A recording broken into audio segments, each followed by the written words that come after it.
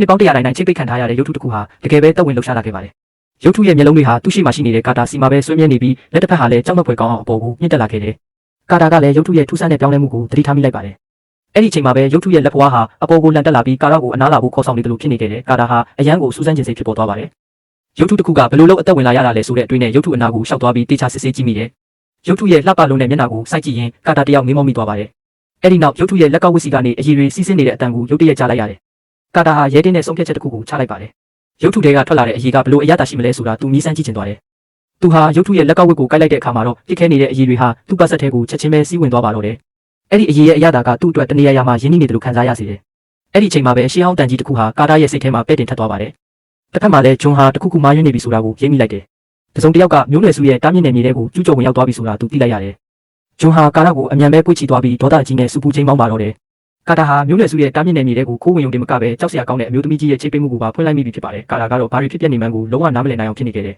။သူတားမြင့်နယ်မြေစီကိုနောက်တစ်ချိန်ထပ်သွားကြည့်တဲ့အခါမှာတော့ရုပ်ထုဟာမရှိတော့ပဲမြေပြင်ပေါ်မှာတော့ရုပ်ထုရဲ့အကျိုးပဲအပိုင်းစားလေးတွေသာပြန့်ကျဲကျန်ရစ်ခဲ့ပါတော့တယ်။